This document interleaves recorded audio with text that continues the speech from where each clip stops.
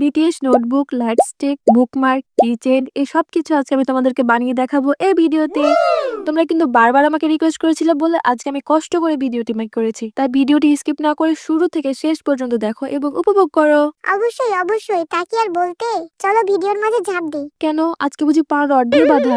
যাই হোক, প্রথমে আমি তৈরি করছি একটি ইজি টু মেক নোটবুক। এর জন্য আমি নোটবুকের মাপ করে সাদা কাগজ নিয়ে সেগুলোকে আঠার সাহায্যে অ্যাটাচ করে নিয়েছি। এবার উপরের কভারের জন্য লাগবে একটি পার্পল কালারের কাগজ, যেটার উপর আমি বিটিএস এর লোগো এঁকে নিয়েছি এবং ভিতরের অংশগুলোকে কেটে নিচ্ছি। এবার কভারটিকে নোটবুকের সাথে আঠার সাহায্যে লাগিয়ে নিতে হবে। এখন আমাদের লাগবে একটি জিপার ব্যাগ, আর এটি আমি সুপার ক্লিয়ার যে ব্যাগ থাকে সেখান থেকে নিয়েছি। কোনো জিনিস তো ফেলে দাও না দেখছি। ফেলে দিলে আজকে এটা পাইতাম কোথায়? এবারে ব্যাগের মধ্যে গ্লিটার ও গ্লু নিয়ে আটকে দিতে হবে। এখন ব্যাগটিকে লোগো এর উপরে রেখে টেপ দিয়ে চারদিক সিকিউর করে নিতে হবে।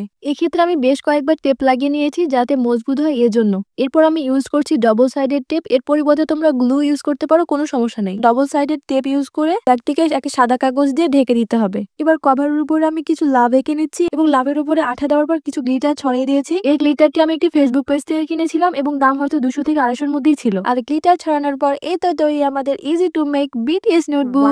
এবার আমি বানাবো একটি বুকমার্ক, কারণ ব্ল্যাকপিঙ্কে তো বুকমার্ক বানিয়েছিলাম। এখন যদি বিটিএস এ বুকমার্ক না বানায় তাহলে তোমরা রাগ করবে। তোমরা হয়তো বলবে স্টিকার মেক করছে না কেন? কারণ আমি আগেই বিটিএস এর স্টিকার মেক করেছি, শর্টস ভিডিওতে গিয়ে দেখে আসো। তো এখানে বুকমার্ক মেক করার জন্য আমি একটি বিটিএস লাইট স্টিক এঁকে নিয়েছি এবং এটিকে কালার দিয়ে কালার করে নিয়েছি। এখানে আমি অ্যাক্রিলিক কালার ইউজ করছি, তোমরা যে কোনো কালার ইউজ করতে পারো। এরপরে তো আমি জবা খিচুড়ি মার্কা একটা ডিজাইন আঁকতেছি, যেটা তোমাদেরকে বলে বোঝানো সম্ভব না, তোমরা দেখে বুঝে নাও। আর এই দেখো, জবা খিচুড়ি পাকানো শেষে তৈরি হয়ে গেল আমাদের বুকমার্ক। বাহ, চলো এবার নতুন ভিডিওর মধ্যে যাওয়া যাক। হ্যাঁ চলো, আবার ঝাঁপায় পড়ি। যেহেতু ব্ল্যাকপিঙ্কেও ক্লে দিয়ে কি চেইন মেক করেছিলাম, তাই বিটিএসও ক্লে দিয়ে কি চেইন মেক করব। আর আশা করি তোমাদের অনেক বেশি পছন্দ হবে। এখানে তুমি কি ক্লে ইউজ করছো? আমি এখানে সুপার ক্লে ইউজ করছি, আর এটার এক প্যাকেটের দাম মাত্র 50 টাকার। আমার খুব খুব খুব ভালো লাগে এটা দিয়ে কিছু তৈরি করতে। খুশি হওয়া বাদ দিয়ে বলো এখানে কিভাবে কি করছো। তো দেখো, এখানে আমি পার্পল কালারের ক্লে নিয়ে একটি বল তৈরি করে নিচ্ছি। এরপর লাগবে আমাদের একটি স্টিক। এর জন্য আমি কালো কালারের ক্লে ইউজ করছি। বল এবং স্টিকটি মেক করা হলে বলটিকে স্টিকের উপর বসায় দিতে হবে এবং এর সাথে একটি চেইন অ্যাটাচ করে দিলে তৈরি কি চেইন। ওকে, বুঝলাম, কিন্তু এই সাদা কাগজ দিয়ে কি করবা? দেখো কি সুন্দর লাইট স্টিক বানায়। এর জন্য আমাদের বকের মতো কালো এবং কাকের মতো সাদা কাগজ লাগবে। কি বলো, মাথা ঠিক আছে? না মানে সাদা ও কালো কাগজ লাগবে তাই বলছিলাম, কিন্তু সামান্য উল্টাপাল্টা হয়ে গেছে আর কি। কি বললে, সামান্য?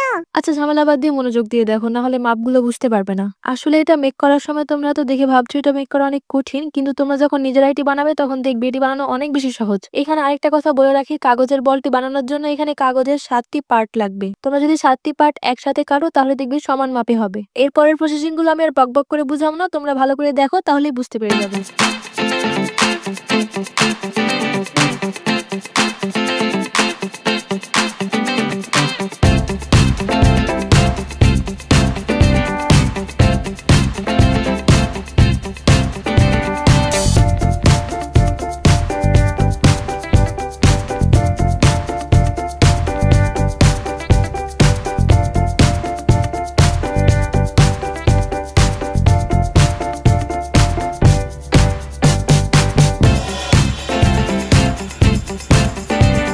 ওয়াও, এটা তো অনেক সুন্দর হয়েছে। আমি যাই, সবগুলো আবার বানাতে হবে আমাকে। হ্যাঁ যাও, কিন্তু লাইক, কমেন্ট ও সাবস্ক্রাইব করতে ভুলো না কিন্তু। দেখা হচ্ছে নতুন ভিডিওতে।